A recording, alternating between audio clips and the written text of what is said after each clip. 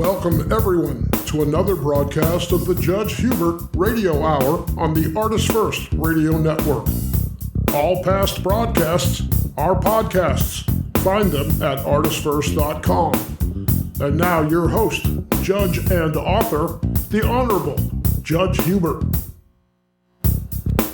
Thank you, Scott. We certainly appreciate you, and we're grateful to have another opportunity to share a few words with our listening audience out there. And, you know, the beauty of our ArtistFirst Network is that, of course, we're not just limited to just a few cities or limited to just a few states. In fact, we know that this network goes much further. So I want to welcome all of our listening audience out there.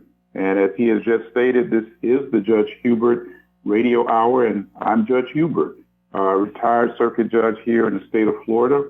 And of course, I believe that our radio show is one of the fastest and most informative monthly radio shows coming to you. And so if you got a moment, reach out to a friend and let them know that we're excited that we're going to be sharing information tonight that we hope will be a blessing to their lives. You know, we have a very unique format that we use, and I tend to talk about issues relating to education, law, and social justice.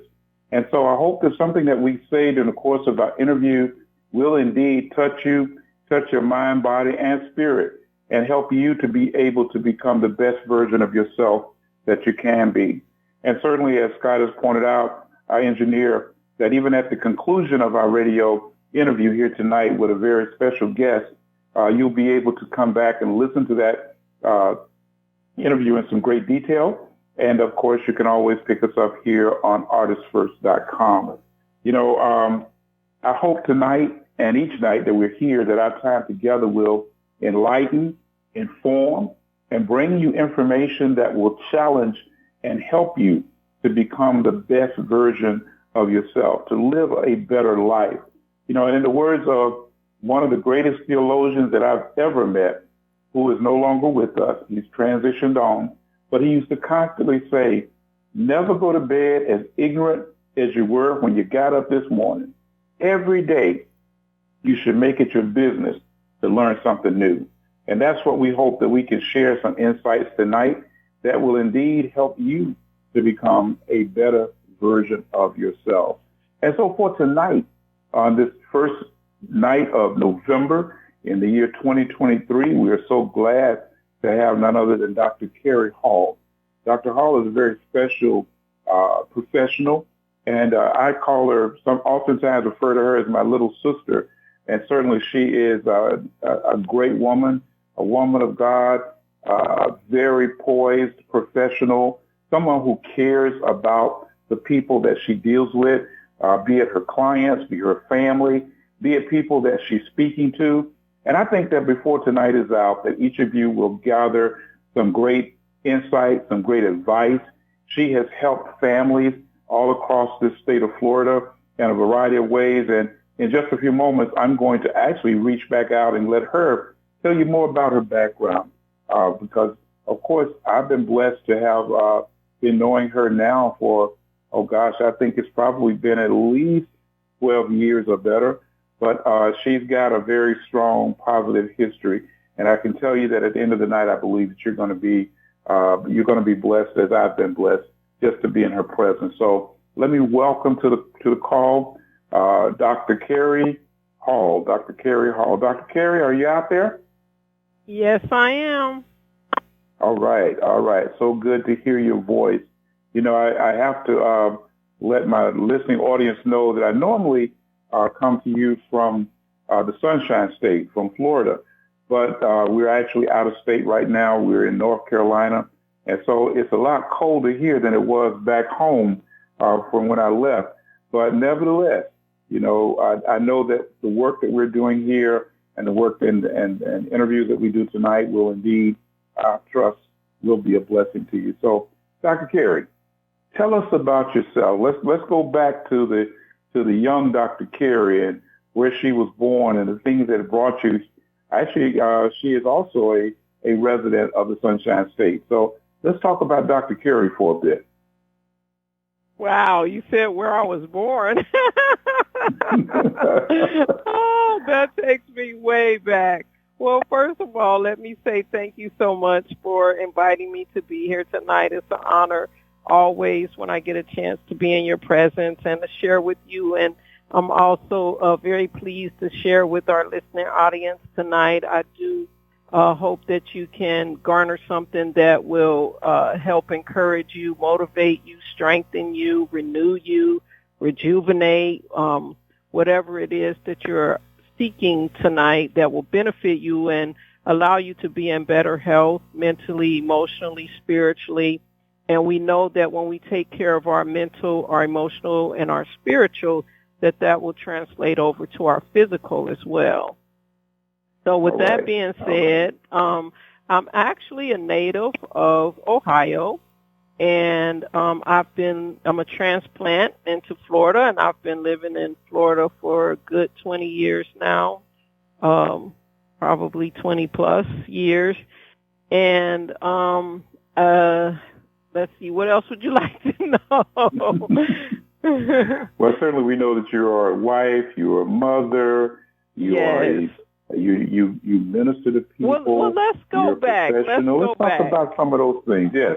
Okay, so let's go back. So I'll fast forward. I'm a native of Ohio, so I went to undergraduate university and got my social work degree at Ashland University in Ashland, Ohio, because there is Ashland, Kentucky as well. But I went to Ashland, Ohio, and then I got my master's in social work from the University of Cincinnati.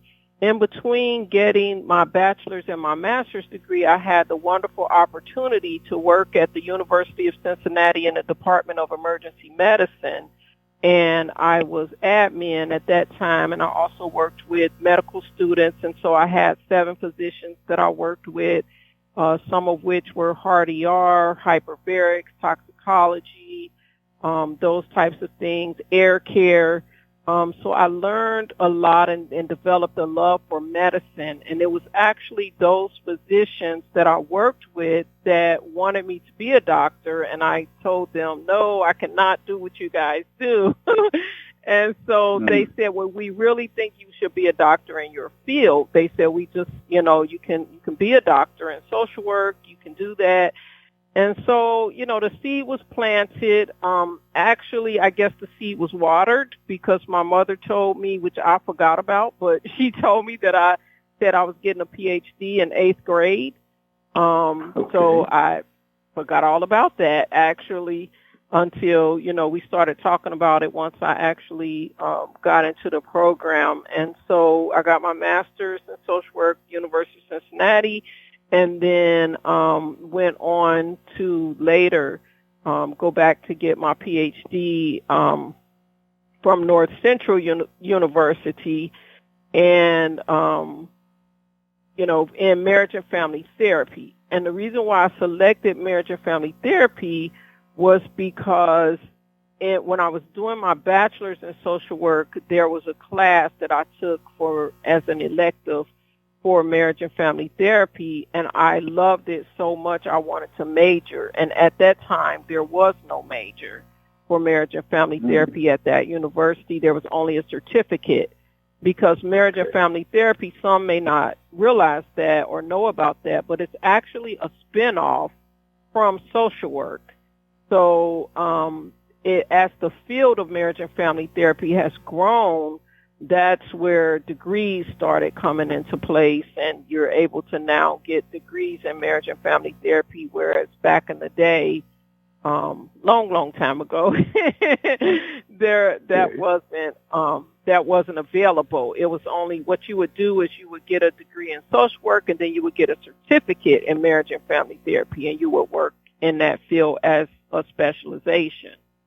So let me ask you this, since you're talking about that marriage and family therapy area, which is going to really set the stage for our what I hope is a lot of our conversation tonight. You said they had a certificate program, but when you first got exposed to it, but you evolved to the point of wanting to have more. You wanted to be able to get, as you say, to get a terminal degree in that area so that you could, and I'm going to fill in the blank, so I'll let you fill in the blank. You wanted to get that particular doctorate degree so that you could do what? I wanted to do more with families. So if you allow me just a second, I want to, for our audience, because a lot of people don't understand the difference of the distinctions of the degrees. And it's important because that's, lets you know where you need to go. So there's social work, there's marriage and family therapy, and there's mental health. So when you hear of a social worker is broad. And so if we compare it to the medical field, we think of that general practitioner. That's that practitioner that all physicians start out. They start out as an MD, and then they go on to their residency, and they might do other areas. So that's your social worker. That's broad knowledge of a lot of different things. Mental health counseling is an area where they specialize in diagnoses. So our DSM-5 at this point, it keeps growing and changing. But we, as with our diagnostic statistical manual, so they will specialize in diagnosing mental health disorders. And then with marriage and family therapy, what the marriage and family therapist does is we look at not just the individual, where social work specializes in what we call the PI, the person and environment. So we look at that person and how that environment impacts that person, and also how that person is also interacting with that environment. So it's an inside out, outside in look. When it comes to marriage and family therapy, we look at things systemically from the point of the entire family. So it's not just that person by themselves, because that unit, wherever that person's family origin is, wherever they're placed in that family of origin, that has an impact on that person lifelong impact. So that's what's exciting to me about marriage and family therapy, is I get to actually, to me, be more specialized, because I'm still a social worker at heart. I'm a therapist at heart. I mean, that's kind of hard to take away that background. But what I feel that the marriage and family therapy allows me to do is it allows me to go into a specialization to work with families to make a greater impact. Well, you certainly have done that, and I know I'm probably jumping a little further along because we didn't really. I want to jump a little bit further ahead, but then go back. And we start thinking about how you help families, and that's just such a great segue, because I can tell our audience that years ago, I guess I reached out to Dr. Kerri after she had opened her own business and talked to her about the need, while I was on the bench, of having some method of addressing issues of violence and just high conflict in cases that were divorce cases or cases that were pending divorce. And I can tell you, man, she really came back with a very powerful program. And that was back in the early, that was around 2010, I think it might have been, or somewhere in that time frame. And I can tell my audience that while I was sitting as a circuit judge at that time in the family law division, that Dr. Kerri successfully helped. Oh gosh, I know that I probably referred at least a couple hundred cases to you during that time, and you helped a lot of people to be able to lay down their weapons, so to speak, as it relates to the conflicts that went on between divorcing parents. So let's talk a little bit about that and tell me what were some of the things that helped to in your development. I apologize for that issue we got here at our location. No worries. So, and actually, it was you're right in that window, because it was like 2012 when I actually got moving with the program and got it going. I think we probably it was a very quick turnaround. I think from the time that we first spoke to the time that we actually were able to get the program up and running. Within the same year, I think we probably spoke and then got it up and running within about a good 6 months or less. But that was passionate for me because what I saw with my background. So I do have a background in child services as well. So I did investigations, I did adoptions, foster care, psychotropic meds. I even worked on the financial side of the foster care system, and program director, had done a lot of different things. And one of the things that I saw at the time that you reached out to me, I was a program director of a therapy center, and the issue was that we worked with the children, but we did not work with the parents. It was specific to children. And so I had seen over the years, and at this time I probably had about a good 20 plus years under my belt, and I had seen in all those years that we would work with children. There were limited programs for parents. They were things, but they were very limited for the parents.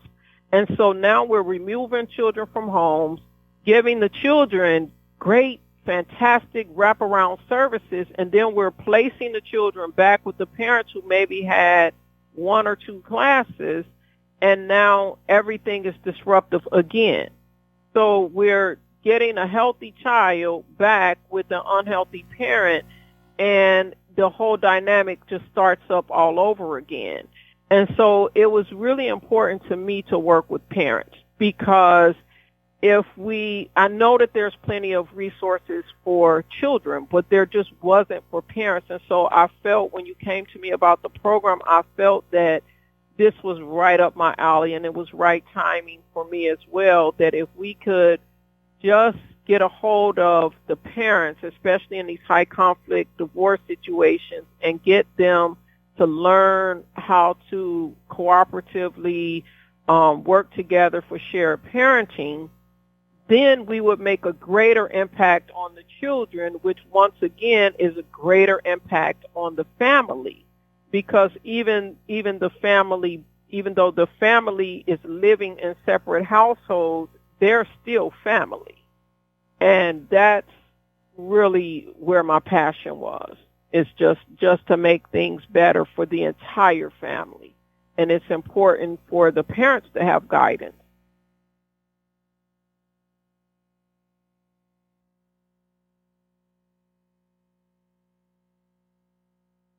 Judge, did I lose you? Okay, I'm sorry, I had muted out. Let me just say this, that as to the assignments and the cases that I referred to you, you had a success rate that was probably in the high 90s in terms of being able to get people to better understand and to relate to what you were teaching them. So what was, I would say in a general sense, what were some of the things that you shared with your quote unquote clients, what you shared with those parents? Well, the main focus was change. That was the main focus, because here's the thing a lot of people deal with. They know they want to change. They know they need to change. They oftentimes don't know the how. And so even for myself, starting out, we actually, revamped the program over a couple of years that I had worked in it. When I finally got to that last revamping, I stuck with that because that, I think, was a gold mine. So we'll talk about the changes. So we started out with parallel parenting when I first started the program, because it was thinking these people are high conflict. All of my research and data was telling me They have to be separate. They can't get along. There's no way you can put them in a room together. It won't work. It won't work. It won't work. And it also has to be 12 weeks is what I was, told and going by the research. And so we started that. High conflict, 12 weeks, parents come on opposite nights. And the problem was you're still keeping them separate because even though you're teaching them techniques because that's what parallel parenting helps them to work on boundaries, and it helps them to understand that you no longer live in the same household together. Now this is something that, Judge, I know you're the judge, but I have to say one flaw in the court system when it comes to the co-parenting is that the judges tell the families that their rules should be the same. And if you even look up literature and you look at what the research says, it says, in order to be effective, you have to have the same rules in both households. Well, that doesn't work. If you were to have the same rules in both households and everything could just get along and be the same, you would have stayed married. That was the issue. That was the reason you got divorced. You got divorced because you did not see eye to eye. So that's the first thing that I would help my families to get rid of, that idea that they could just do everything alike in separate households. It's not going to happen. You need to run your household, you need to run your household, and you need to both stay out of each other's household. So that was a lot of boundary setting. So when we teach families how to set those boundaries, how they can, basically how to pick the battles. So parallel parenting is where it starts. And then over a period of time, I still wasn't getting the results. And so I said, this is not working. I want to do more cooperative. So I said, okay, I'm going out on a limb with this cooperative parenting, but I think it can work. And I don't think we need 12 weeks. I think I need to shorten it to 8 to 10 weeks.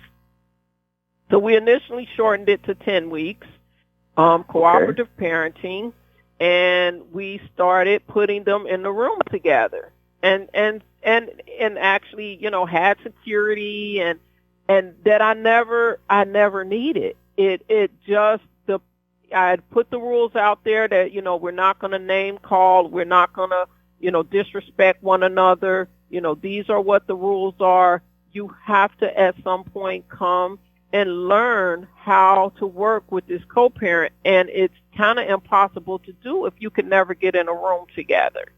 And so as we focused on just them getting comfortable in the room together, I noticed a pattern of weeks 1, 2, and 3, they were uncomfortable. By week 4, they were fine. And so I started letting them know that this is what's going to happen. Week 1, 2, and 3, it's not going to feel good. By week 4, you'll be good. And that's a lot of what happened. Week 4 is when we would start to see a change and a transition and saw that things were moving along. And so we went ahead and then realized that, based on evaluations, that we're looking at it and we're seeing, where some people were saying, I'm growing, but I don't see the growth in my co-parent, or I got something out of the program that's actually helped me in my new relationship more than it helped me in this co-parent because this person still refuses to change or whatever. And so I said, okay, change is still the issue. I saw that the program had a flaw of we still weren't helping people how to change. And so we worked on a program, revamped it for that last time where we moved it to 8 weeks, and the whole focus was how to change. So everything was a building block, and everything was a step towards moving towards that end product where you actually are able to work together. And that was, I think, where we got the success. And I think one of the biggest things that I would say to the families that I think always had a huge impact was look down the road. And 20 years from now, will you be proud of yourself if you were to look back at the way you're acting now? What would you think about yourself? And that was huge.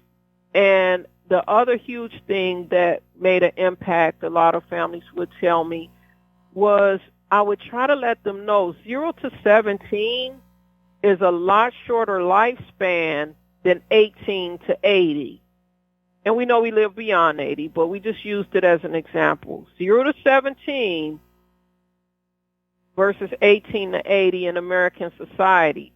So think about that, because, I would tell them these are your molding years, and if you're ruining what you have with your children between the ages of 0 to 17, how do you expect to be a part of their lives when they're having grandchildren, when they're getting married, when they're going to college, when they're graduating, when they're doing different things? They're going to either pick one parent or the other, or they're not going to want either of them there or to be a part. And so then what does that do when now you're a little bit older and, you want to be a part of your children's lives, but they don't want you there because of your behavior during their 0 to 17 much shorter years of life? Wow.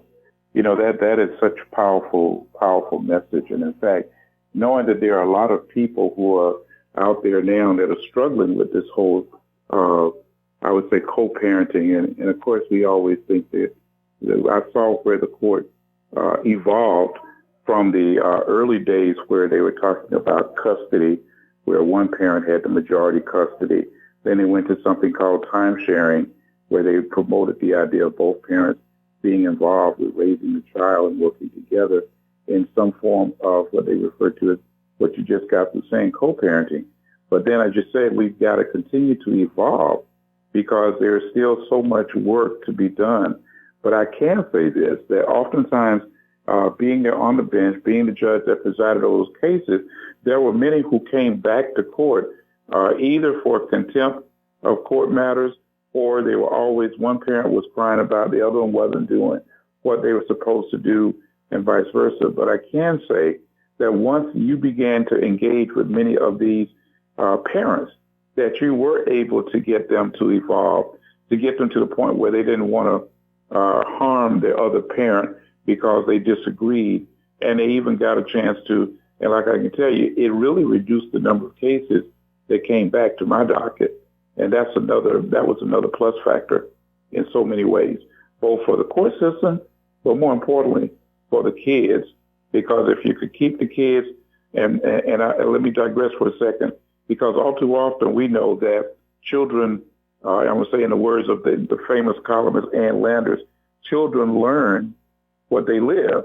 And so if they're living the experience in the household and witnessing the arguing and the fussing and the inability to resolve issues with their parents or between their parents, then it also sets the stage that these kids will, in the domestic violence arena, these kids will repeat the conduct that they see. So I'm just grateful that we were able to at least crack the egg and to be able to move forward in a way that's helped a lot of young people. Yes. So in addition to, of course, that the idea of the high conflict parenting course that you did and the other work that you did in counseling with parents, we're in a very strange time in the history of our country. I was just looking at some data earlier this week, and they were talking about the number of mass shootings. And we saw that there, just last week, I think there were a couple shootings. One, I think that made national publicity was the one up in Maine, where this man slayed, I think 18 were killed and something like another 12, 13 that were injured. And then I understand that there was one that was set up to be a mass killing out in, I believe it was Colorado, at one of the amusement parks. But apparently the guy, I guess we can use the phrase, got cold feet and decided that he didn't want to do that. But he wrote a note in the bathroom stall that I'm not a killer. And then he proceeded to take his own life. And we see, unfortunately, so much going on in this type of area of guns and violence. But I'd like to ask you to weigh in on this conversation in terms of the impact of mental health and what's going on in our country, what's going on in the Black community, because those are things that we, in times past, may not have seen in terms of suicides and things of that nature. But now we're seeing such an uptick in those things. So let's talk a little bit about some of the work that you've been doing in the mental health arena. Okay, well, wow. Oh, it's so much. That's a mouthful there, because a lot of what you said. So I think I'm going to touch on a couple of different things, and I hope I answer kind of the questions that are out there. Let's start with the mass shootings. One of the things that we notice is a lot of times it is, so we go back to the days of America's Most Wanted, and this is a true story. When I lived in Ohio at a church I went to, there was a 9-year-old little boy. The church had a tutoring program, and we're trying to tutor young kids after school, and the little boy from the neighborhood, he didn't even go to the church. He would just come over, because a lot of the kids, we would feed them too. So they would come for the food mostly. But then, hey, if you're going to come for the food, you got to get the tutoring too. And so there was a 9-year-old little boy back in the time of John Walsh, when he was first America's Most Wanted was out, and it was big on the television. People were watching intently, and we asked this little boy what he wanted to be when he grew up, and he said, I want to be on America's Most Wanted. That was his goal, because he wanted attention so badly that he was willing to do whatever needed to be done to get that type of attention. Okay, over the years, we see that law enforcement and the media has gotten much more educated about those types of things. So we know that sometimes they refuse to mention that mass shooter's name because of that, because they've realized that some of these mass shootings and some of these, antics are attention getters. That even if, the fact that they know that they may not make it out, they don't care. They figure that I'm making history, and at least I'll be in somebody's history book, or I'll have some type of legacy that's left. And people want attention sometimes, whether it's positive or negative. So some of this is attention starved. Now, let's translate and show you how that translates over to the suicide. A lot of these mass shootings are also ways for people to end their life. And just like what you saw and what you were mentioning about the person writing in the bathroom stall, wait a minute, I can't do this, but I'll just kill myself.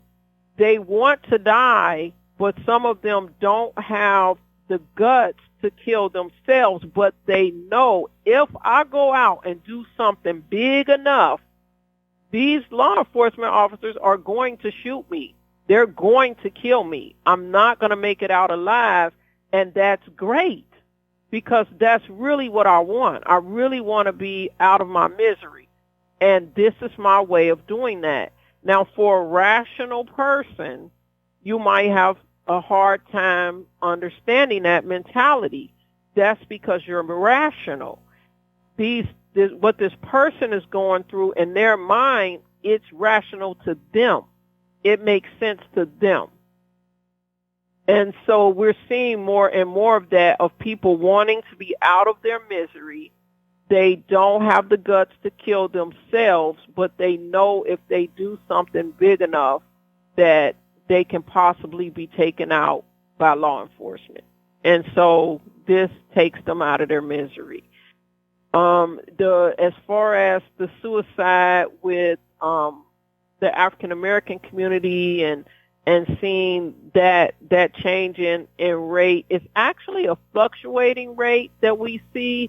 because in 2021, the African-American suicide rate actually went down a little bit, and we were under the Hispanic rate, which had not been years prior. So I think it's kind of a fluctuating rate in the African-American community as far as what's happening with suicide.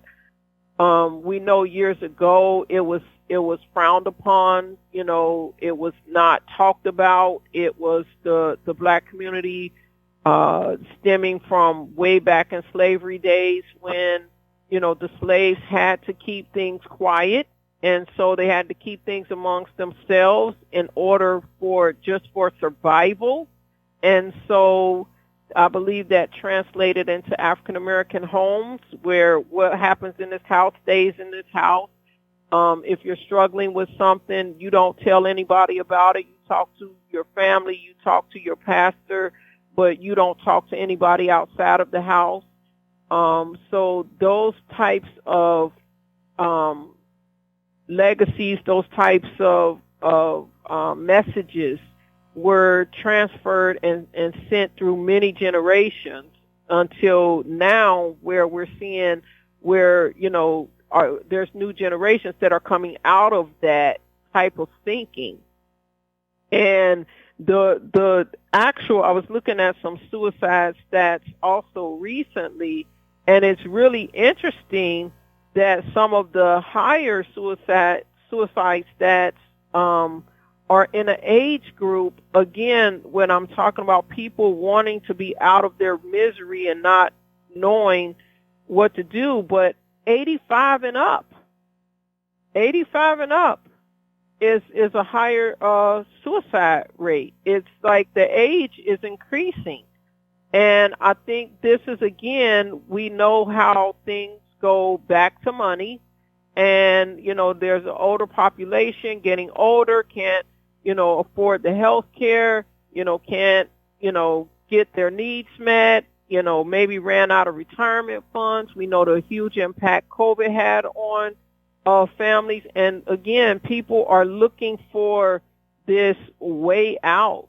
And so they think that suicide is that way out of their pain and their misery. I did used to do volunteer work. I did some work with an agency in Ohio where I helped with the suicide hotline. So that's where my background is with suicide hotlines. I've done crisis intervention. Also, even in just my private practice, you know, I've had clients come in, you know, suicidal, and we have to address those emergencies, deal with that. Clearly in child welfare, I've had to deal with suicidal ideation. And the difference between, you know, people that are self-harming and people that are really suicidal. And then what we do have to understand is that self-harm can eventually lead to suicidal ideation. So there's some differences there. If you don't know what I mean by self-harm, there's sometimes we mostly see that in teen populations, where they might sneak like a parent's razor or something like that, and they'll just start cutting on themselves in their legs, their thighs, their stomachs, their upper arms, you know, places that they can hide. And so, you know, we do have to be very aware of our youth and what's happening with suicidal ideation, self-harm that can lead to suicidal ideation as well. Well, you know, one of the things that we read about, and this happens often, the incident that occurred up in Maine, there was comments, of course, following this whole situation that this guy was displaying some mental health issues, mental health tendencies, and there were some people that apparently had sought to even report him to the authorities. I know that he had some military background, but they said that the authorities didn't move fast enough. So for those parents or others in the audience, could you give us a few ideas of what are some of the things that would be noted that could give rise to the fact that you say this person may have some trouble or they need some help, and what are some of the things that you might suggest that they could consider doing? I know that there's no hard and fast situation, since these things happen, and they happen sometimes so quickly. But give us some ideas of what are some of the triggers, and what are some of the things that we folks out there should be looking for in terms of a person that may have, I think you referred to the suicidal ideation or any other form of mental health issues of that nature. Oftentimes, so I'll give you, it's like you said, there's no hard and fast rules to suicide. I have some personal experience with that on two levels as well. So let me talk about the aspect that's not talked about, and that is when I was in high school, I had a friend who was always sad, and he was just always sad. And finally, one day I saw him, and he had a big smile on his face, and he was so happy. And it was just like, oh, we're so glad to see you happy. You know, all the students, the teachers, everybody was so glad to see him happy. He went home and shot himself with a shotgun in the basement that night. Oh, wow. And that was my first introduction to suicide as a high school senior. And then I went off to college the next year, and it happened again with a friend of mine that I had. He was graduating college. He was older because I was a freshman at the time, and he was a senior, and we were so happy for him that he was graduating and he was getting a job, his dream job, matter of fact, that he wanted, and he also killed himself. And he left a note. And in his note, he said, I don't think that I'll ever be happier than I am right now. So I'm just going to end it here. So I think that's something we have to, so when I'm saying paying attention to people, it's really looking at drastic changes, be they positive or negative. You know, it's really being in tune with the people that you're around and paying attention and knowing those people well enough to say, you know, this person just doesn't seem themselves today, or if they're extra happy even, you know, what's making you so happy? Because sometimes clients will do that too. And I have had clients to come into session and say, oh, I'm going to be fine because this is the end of this problem. And I have to investigate that. What do you mean this is the end of this problem? Wow. Like how do you plan on, you know, why do you say that this is the end? Like, what makes this different? You know, why is this day so different? What, you know, and I have to just kind of go and make sure. And in doing that, I have found that I've been able to help some people that told me, you know, I came to you because, yes, I was going to end it all today. And today was going to be my day. But I'm glad that I talked to you. You know, so, you know, we can't take it for granted that that suicide is only somebody that's depressed or only somebody that's sad or only. We have to make sure that we're checking in on our friends and family and our loved ones when there's a drastic, and usually that's what it is. I would say that is kind of a commonality, is sometimes that change is just kind of drastic, because when they have a plan and they've actually decided on that plan, it's usually okay, I've got to execute this now. And so, you know, people that start saying goodbyes, people that are, you know, making comments about, you know, not seeing you again, or, you know, or that problem is resolved, but not really telling you how that problem is resolved or what their plan is about how they're resolving that. it's okay to dig. And when you talk about parents, I'm a mom, be nosy. Be nosy. I don't care how mad, yes, be nosy. I do not care how mad your teens get, because my teen gets mad at me when I want to know the name of the person. And don't you know this person by now? And don't you know my friends by now? I do, but I still want to know and make sure who this person is that you said you're going to the movies with, or who this person is that, maybe you didn't, you seem like you're upset. And sometimes I listen in. I'll hear her on the phone and she sounds upset, and I check in. And she's like, well, no, I'm fine, Mom. Just, leave me alone. No, if you sound like to me you're arguing with somebody on the phone and it's your friend, then I want you to hang up, because y'all don't need to talk right now. Things need to calm down. So be nosy.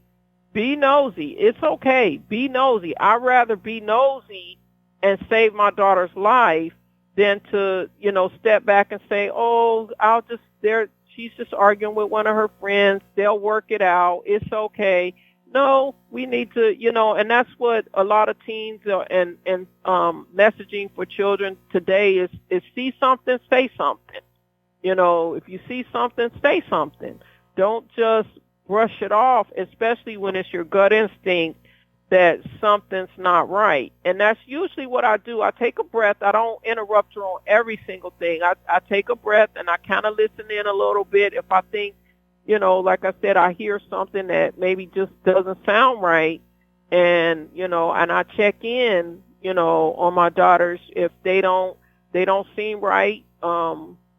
Sometimes my youngest, she has her sad days, and if it looks to me like she's a little too sad, you're coming with me. Come on. We're going to go do something. I know you don't want to. I don't care.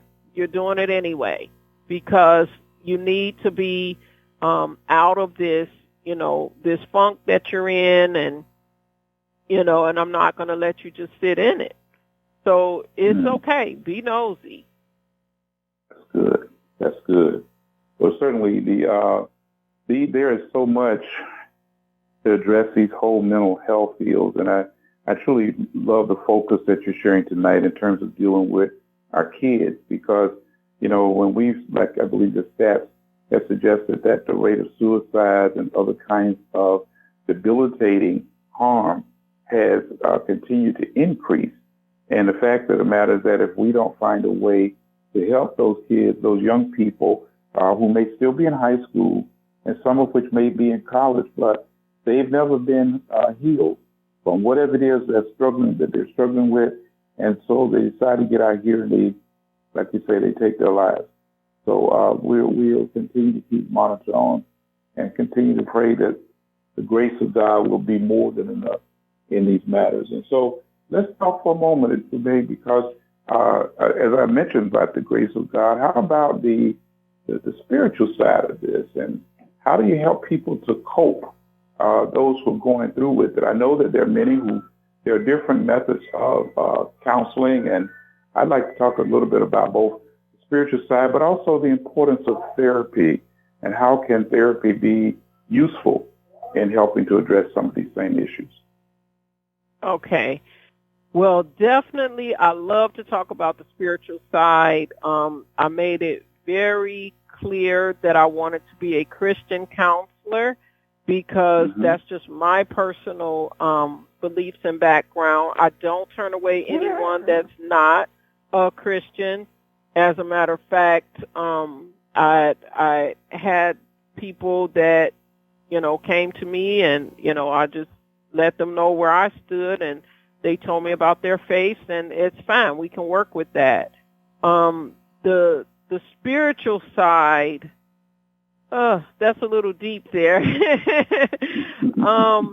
So I think one client just kind of pops in my head that he was really dealing with suicidal ideation, and he was one of those that I've talked about as well, where he had come to me. He was going to end it that day, and I started digging and prying in with him, and really uncovering where he was, and he believed in prayer. I believed in prayer, and we actually got a chance to just pray together, and through prayer, that spirit was released, and he continued with me with sessions and continued on, and is a very successful man now. He had been going through a divorce, so it was one of those situations from the high conflict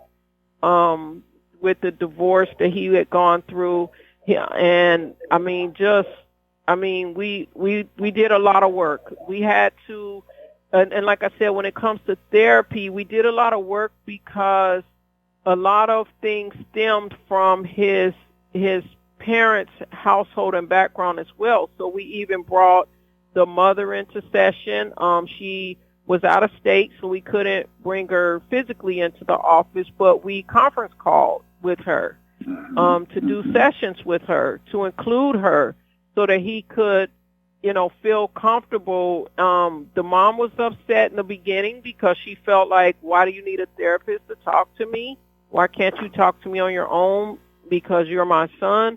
And, he was just like, Mom, either we're going to try it with Carrie or we're not. And that was his deal. Either if you want your son in your life, then this person has to be here or I will not be in your life. And so she chose to go ahead with the session. And over time, they didn't need me. They were able to talk on their own, develop a healthy relationship. She was able to have a relationship with her grandkids. He was able to get remarried, have a new baby, and blend that family. And as far as I know, I've probably talked to him sometime last year. He was still doing very well. So, and that was some years ago. So, there's all kind of ways that we can work with people. I'll give another example too, as far as therapy is concerned. Therapy doesn't have to be we sit on the couch, put our, feet up in the air and tell you the whole life story. That's not the only way therapy can be done.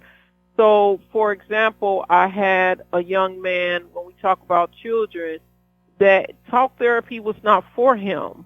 He would climb trees, and so he would just climb that tree and get up in the branch that he wanted to get up in, and I would stand at the bottom of the tree and just tell him, okay, well, what do you see up there? Like, what's happening? What are you looking at? What birds? What clouds? What, different things. And then he could process his feelings by being in touch with nature. That was just his way. And when he was ready, he would come down, and then we could talk about the issues we needed to talk about.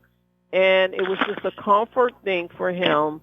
And that young man was able to kind of grow and prosper. So sometimes, therapy doesn't have to be just sitting on a couch. There's music therapy. Also, some clients we can listen. We've listened to music together and talk about the meaning of those words. What does that song mean to you? What does it do to you? Because sometimes music can be strengthening or music can be weakening.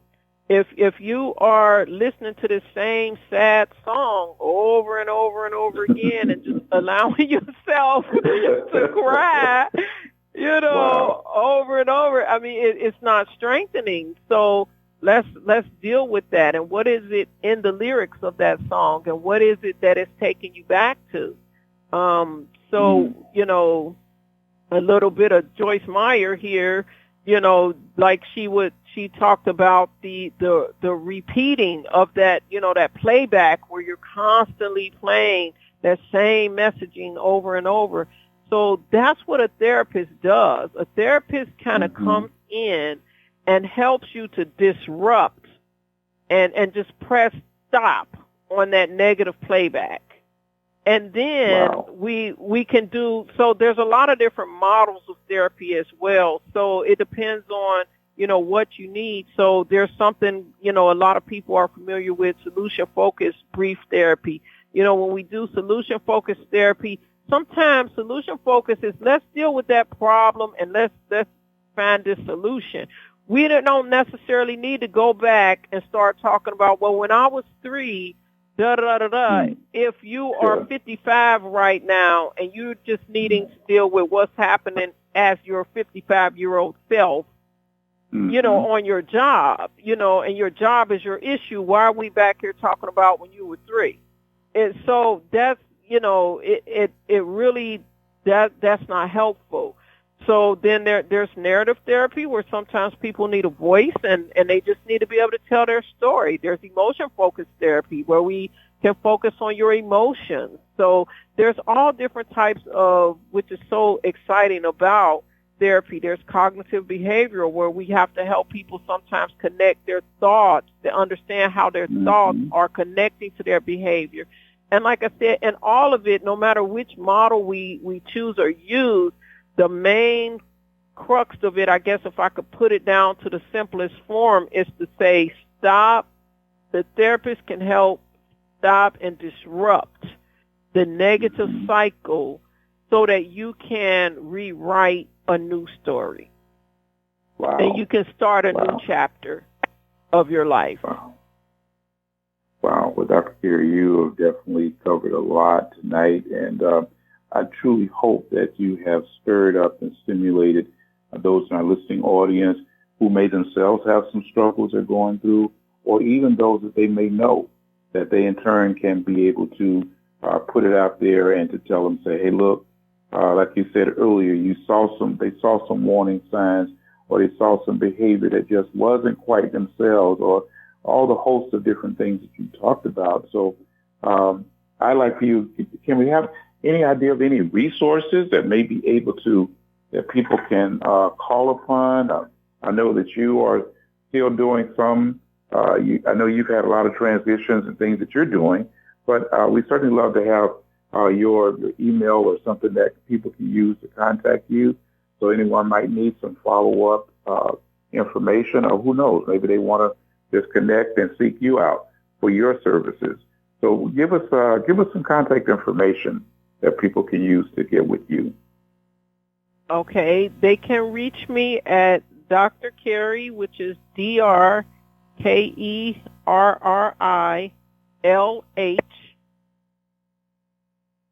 at iCloud.com.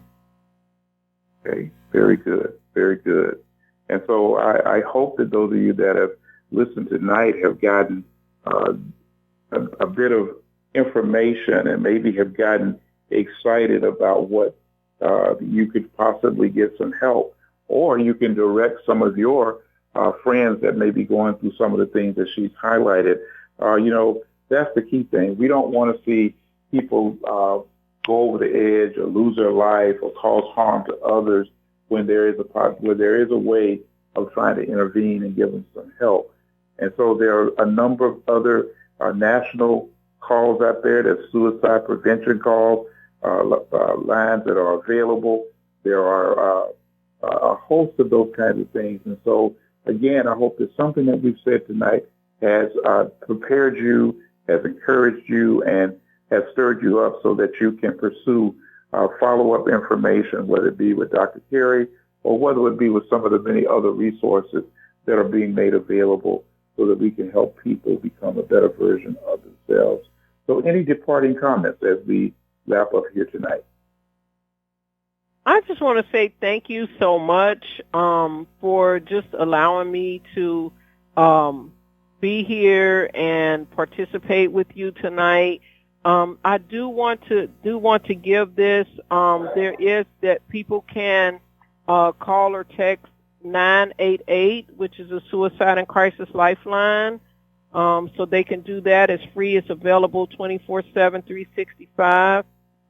They can also go to 988 Lifeline, LIFELINE.org. So they can do that too for if they need any crisis help if suicide is an issue. or concern. But thank you for allowing me to be here. I really, it's such a wealth of information. Hopefully I can come back and all right. to cover it all. I certainly think we need to do that. So again, I say thank you. And again, as we wrap up for tonight, again, this is the Judge Hubert Radio Hour, and I hope that we have accomplished that goal that we spoke of at the very beginning of our show, which was never go to bed as ignorant as you were when you got up this morning. Every day, you ought to learn something new, and I trust the info that we shared here tonight has been a blessing to you. Until next time, we look forward to seeing you again. Check us out. Our message will be placed on a podcast where you can share it with others, and they can come back and be able to become a better version of themselves. Until the next time, we'll say so long and good night.